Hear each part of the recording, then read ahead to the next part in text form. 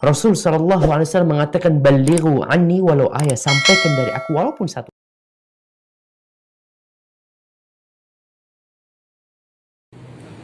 Bismillahirrahmanirrahim. Assalamualaikum warahmatullahi wabarakatuh.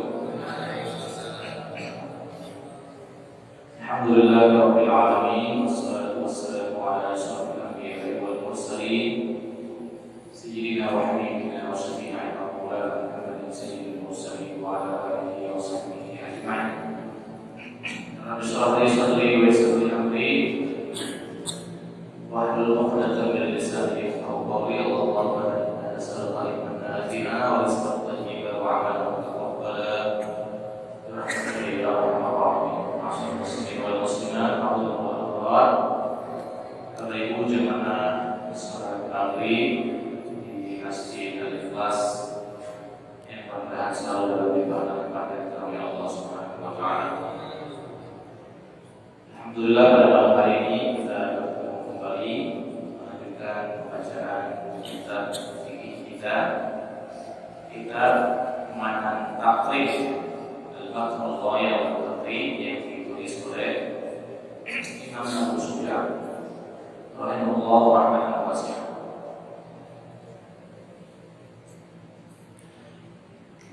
Dan sebelumnya saya mohon maaf karena agak hadir.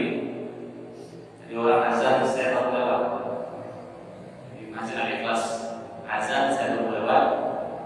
Dan saya minta Pak Ahmad mohon izin saya ganti pakaian sebentar dan ambil kitab.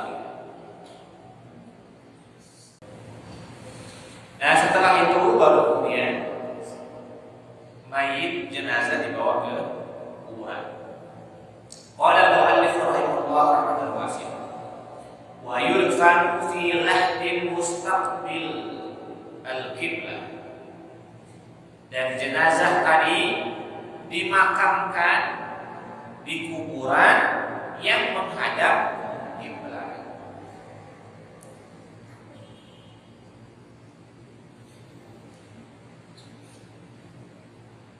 Mana menghadap kiblat ini? Wa fi ba'din naskhi ba'da mustaqbil kiblat. Oke, jadi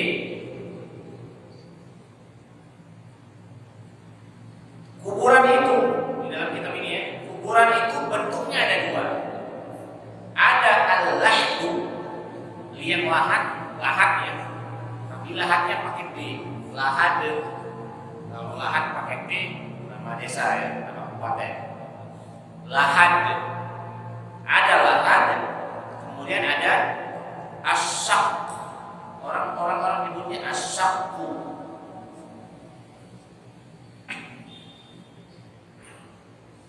Kalau lahan bentuk kuburannya itu seperti yang masyhur di dunia Arab, lahan ma yufar fi asfali janibil qabri min jihati al-qiblah wa ma yasqul mayyit wa yastir wa dafnu fil lahdi afdal min ad-dafni fi syaqq. Bahkan menurut buku ini sebenarnya menguburkan mayit dan kuburannya berbentuk lahat itu dianggap lebih utama menurut buku ini terutamanya. Nah, lahat itu kita gali kuburan seret gitu ya. Misalnya dalamnya setengah meter. Kemudian kita gali yang kedua di sampingnya. Jadi kita buat lubang kedua di samping. Jadi itu kuburan berbentuk lahat. Nanti saat dikuburkan mayit kan dihadapkan ke kiblat kan. Nanti belakangnya ini, nah baru kita tutup dengan kain atau dengan bambu atau dengan apa. Itu bentuk lahat, liang lahat. Nah kalau di Timur Tengah memang, terutama di Saudi ya, itu memang sebagian besar atau umumnya orang gali kuburan itu bentuknya bentuk lahat, bentuk lahat. Nah model kuburan yang ada di kita ini model kuburan asyaku dalam bahasa Arabnya.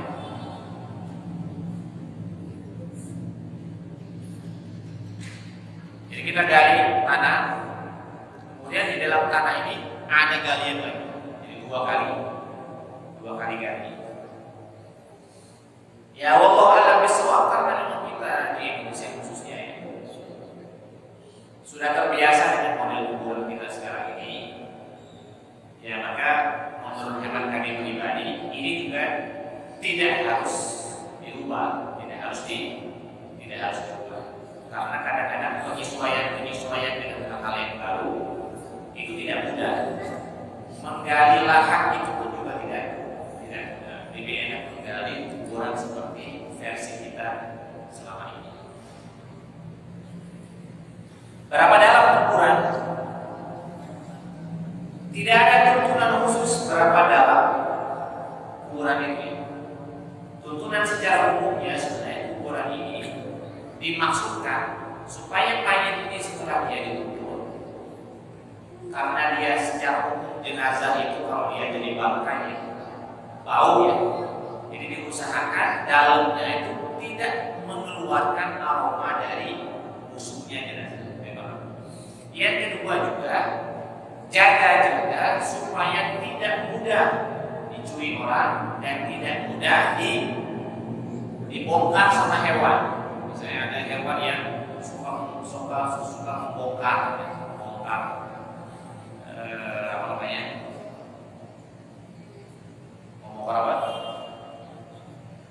Membongkar bangkai. Jadi dalamnya berapa disesuaikan saja.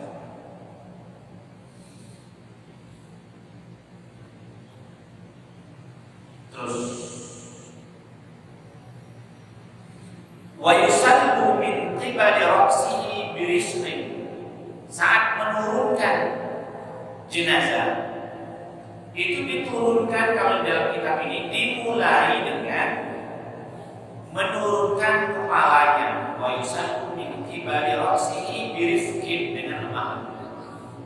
Jadi mulai kepalanya dulu diturunkan, kemudian badannya, kemudian kakinya. Wa yaqulu alladhi yarhamuhu, dan saat menurunkan jenazah ini disunnahkan ada yang membaca Bismillahi wa ala millati Rasulillah sallallahu alaihi wasallam. Jadi begitu menurunkan Bismillahi wa ala millati Rasulillah. Jadi doa menurunkan mayit. Bismillahi wa ala millati Rasulillah.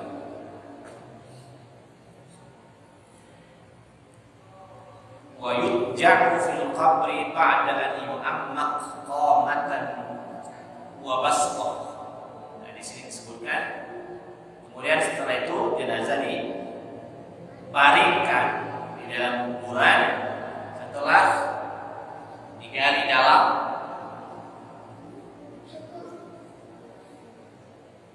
Lalu kemudian setelah itu wa yusattah al-qabru, yusattah ini kemudian setelah itu tanahnya dimasukkan lagi, kemudian diratakan lagi, yusattah al-qabru.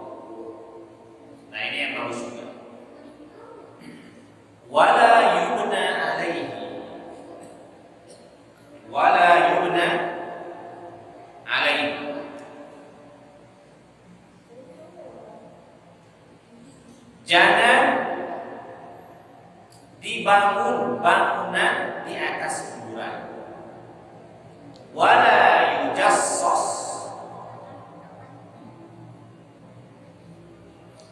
yujassos ini sebenarnya at-tajsis itu meninggikan kuburan, lalu kemudian kuburannya dibuat dibuat gundukan yang lebih besar, kemudian gundukannya ini ditambahi semen, ditambahi keramik dan sebagainya. Sebenarnya at-tajsis itu makruh hukumnya di dalam buku ini. Jadi larangan ini hukumnya makruh.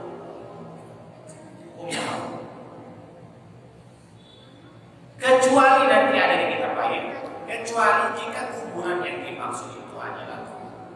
kuburan orang-orang yang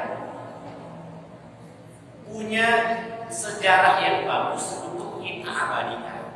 Dan kuburan para kiai, kuburan para ulama, para wali itu diperbolehkan. Tapi kalau kuburan orang-orang biasa, rekomendasinya jangan ditinggikan setinggi jengkal tangan, kemudian jangan ditaksis, jangan dibangun bangunan, dibuat semen, dibuat keramik dan seterusnya.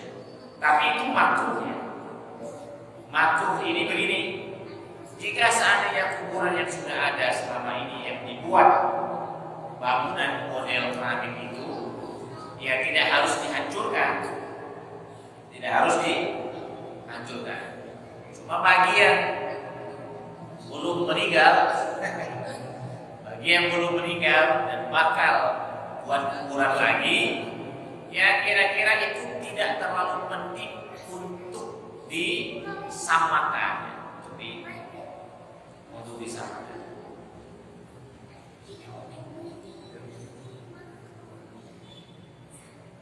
Sampai sekarang kuburan orang tua saya khususnya, bapak itu selain dari guru TPA juga guru ngaji masyarakat, guru kampung lah ya, guru kampung, hanya lulusan pesantren. Ya bapak sebenarnya punya komentar yang sama saat beliau hidup terhadap perilaku masyarakat yang kadang-kadang mengkeramiki kuburan. Bapak secara pribadi tidak terlalu setuju, cuma juga tidak bisa melarang.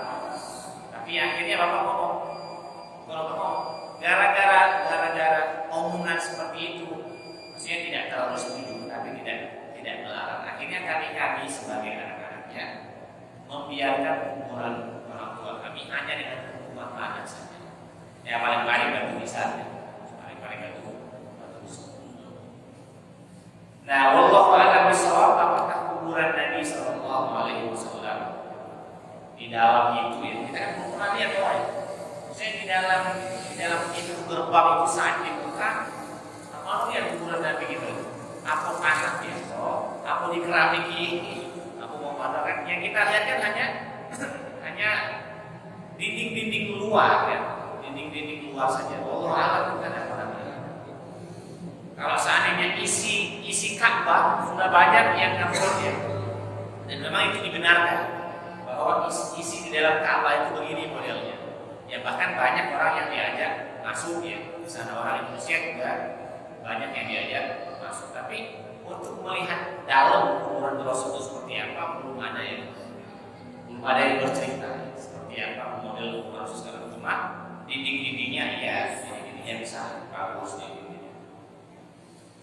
Nah ini masalah muslimin Allah alam sholat. Sebenarnya masih ada sebaris lagi. Tapi karena waktu Isya sudah masuk, kita cukupkan dulu